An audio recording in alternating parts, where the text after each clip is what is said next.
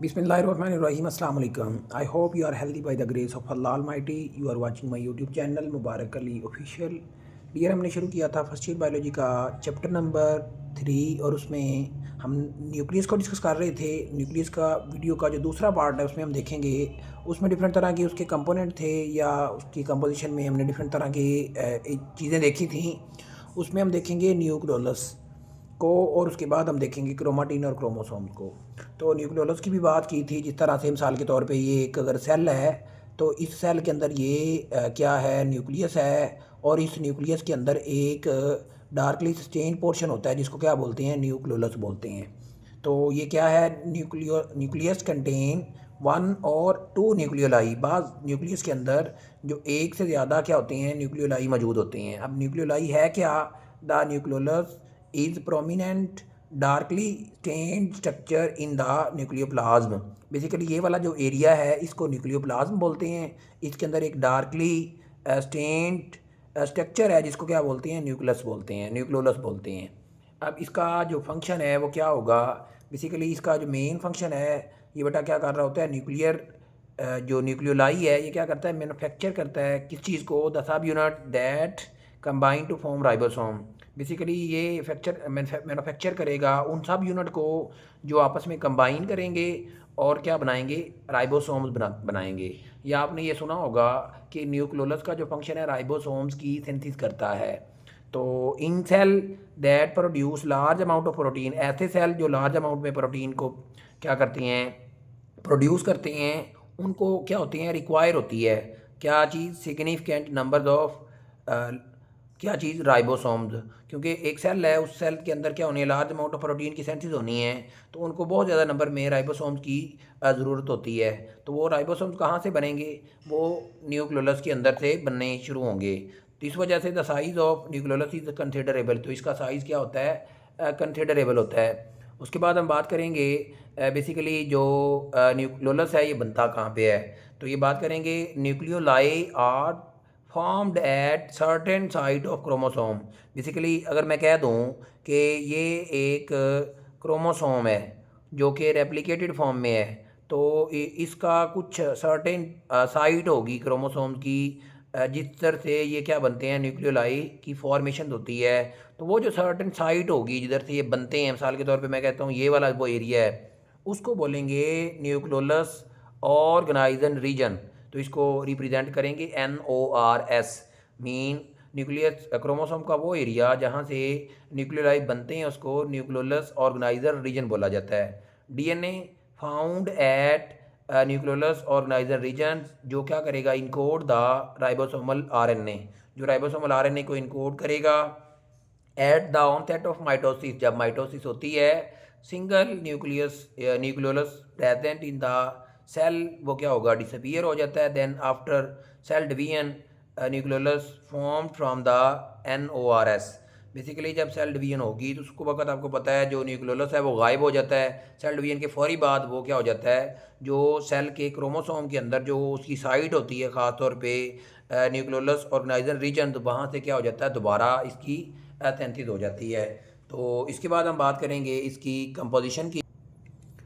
Composition of nucleolus, nucleolus की अगर composition की बात करें तो ये सामने मैंने जो स्ट्रक्चर ड्रा किया हुआ है, बेसिकली ये न्यूक्लियोलस का स्ट्रक्चर ही है। बेसिकली इसके अंदर दो पार्ट होते हैं, एक आउटर पार्ट होता है, एक सेंट्रल पार्ट होता है।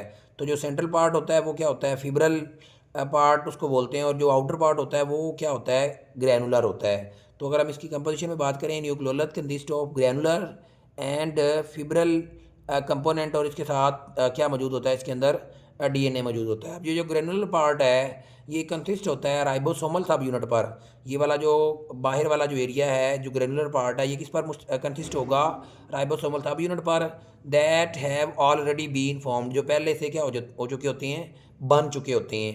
द फिब्रल, ये वाला जो सेंट्रल रीजन है, are composed of raw material of ribosomal sub unit. ये बनता किन थे है, रॉ मटेरियल थे, कौन थे, राइबोसोमल सब यूनिट के, लाइक RNA मॉलिक्यूल और उसके साथ जो एसोसिएटेड प्रोटीन है उनसे ये क्या होता है, इसकी फॉर्मेशन होती है। देन इसके बाद आखिरी पोर्शन बात करेंगे, न्यूक्लियस के अंदर जो चीज़ देखी जाती है क्या मौजूद होता है, क्रोमाटिन, और जो कि क्रोमोसोम की शक्ल अख्तियार करते हैं। तो अगर बात करेंगे सबसे पहले क्रोमाटिन की, nucleus contain string like structure, nucleus के अंदर रस्सी की तरह एक स्ट्रक्चर होता है जिसको क्या बोलते हैं, कलेक्टिवली क्रोमाटिन बोला जाता है। तो ये न्यूक्लियस है, इसके अंदर ये एक बेसिकली रस्सी की तरह, स्ट्रिंग की तरह स्ट्रक्चर है जिसको क्या बोलेंगे, क्रोमाटिन बोलेंगे। अब ये जो क्रोमाटिन है ये बना किस चीज़ से होता है, डीएनए और प्रोटीन से मिलकर बना हुआ होता है।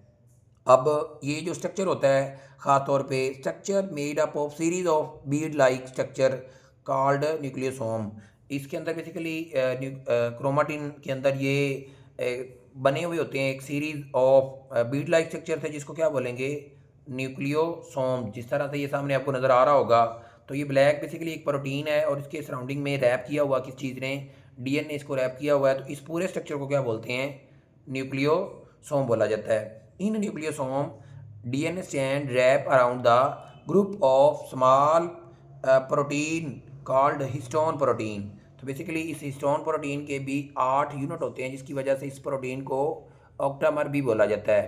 अब इनसाइड द न्यूक्लियस, न्यूक्लियस के अंदर क्या होता है, every human cell there is a 6 feet long DNA, इंसान के हर सेल के, ह्यूमन सेल के अंदर 6 फीट लंबा डीएनए होता है जिसको क्या किया जाता है, सब डिवाइड किया जाता है किसके अंदर, मॉलिक्यूल के अंदर। कितने मॉलिक्यूल के अंदर, 46 मॉलिक्यूल के अंदर।